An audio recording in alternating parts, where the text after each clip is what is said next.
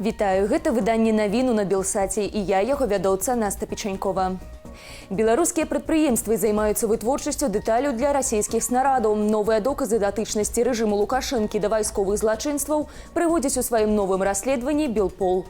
Паводле прадстаўнікоў Белполу дэталі для расійскіх боепрыпасаў вырабляюць мінімум 15 прадпрыемстваў. Сярод іх беларускі металургічны завод у Жлобіне, аршанскі Лехмаш і жодзінскі Бастю. Аднак найбольшы унёсак робіць мінскі завод дакладнай электрамеханікі. У сакавіку 2023-го прадпрыемства падпісала кантракт з расійскім навукова-вытворчым аб'яднаннем «Сплаў» на пастаўку болей за 184 тысячы частак рэактыўных снарадаў да сістэму залпавага агню «Град». Агулам жа паводле звестак Белполу Беларусь цягам 2 гадоў паставіць Расіі больш за 4,5 мільёна элементаў і атрымае за гэта каля 26 мільярдаў расійскіх рублёў.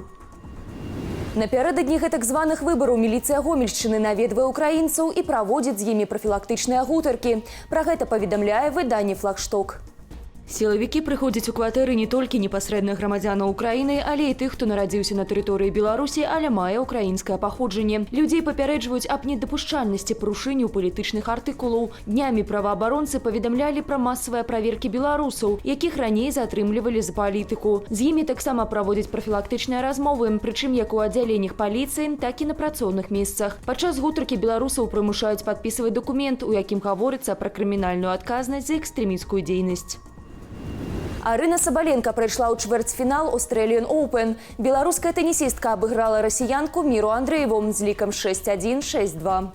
Сабаленка з'яўляецца адной з галоўных фаварытак турніру. Раней яна была мацней за амерыканку Слоун Стывенс, ешпанку Джесіку Манейра і датчанку Клару Таўсон. Сваю перамогу над 17-гадовай расіянкай першая ракетка свету пракаментавала наступным чынам. З Мірай заўсёды складана. Яна такая маладая, але паказвае выдатны тэніс. З ёй заўсёды трэба змагацца, і я вельмі рада, што прайшла гэты складаны матч у 2 сетах. Я была вельмі задаволеная ўзроўнем сваёй гульні. Спадзяюся, што набраная форма мне дапаможа, і так будзе да канца турніру.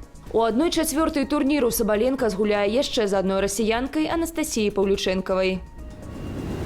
У ЗША перастаў працаваць TikTok. Больш за 170 мільёнаў карыстальнікаў страцілі доступ да платформы.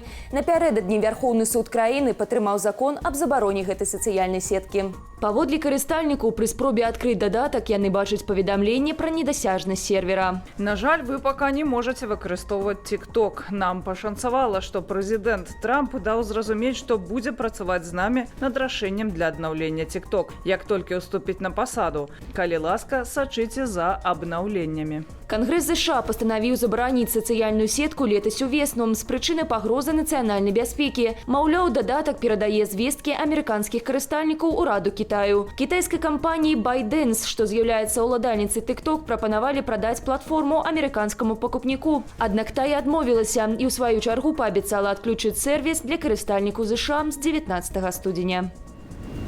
У Іспаніі на гарналыжным курорце Астон абарваўся пад'ёмнік. У выніку аварыі 80 асобаў захраслі на вышыні, дзесяткі пацярпелі.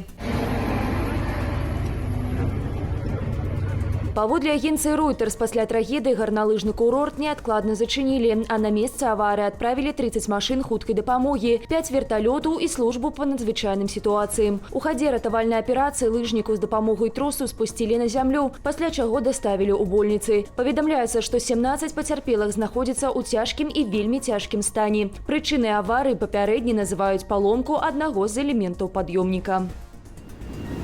Тым часам пад Мінскам адбылося ДТЗ з удзелам маршруткі. У момант аварыі ў транспартавым сродку было 7 пасажыраў, у тым ліку адно дзіця.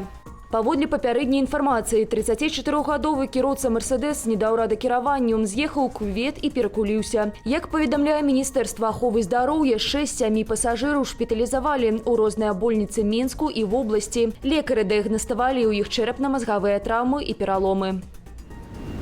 Беларусы працягваюць рызыкаваць жыццём дзеля рыбалкі. Чарговая гісторыя, што ледзь не скончылася трагедыяй, адбылася ў Віцебскай вобласці. Паводле прэс-службы МНС, беларус вырашыў парыбачыць на возеры Доўгім Ушацкага району. Мужчына выйшаў на лёд таўшчынёй у 3 сантыметры і праваліўся ў ваду. Тое заўважыў адзін з мясцовых жыхароў і выклікаў ратаўнікоў. Пасля прыезду на месца яны дапамаглі рыбаку выбрацца з палонкі. У выніку мужчыну з пераахалоджваннем шпіталізавалі ў раённую больніцу. На гэтым я з вами развітваюся. Заахвочваю ставіць лайки, каментаваць і дзяліцца нашым выданнем, калі гэта для вас бяспечна. А таксама чытаць Белсат у Тэлеграм. QR-код на вашых экранах. Усяго вам добрага і да сустрэчы.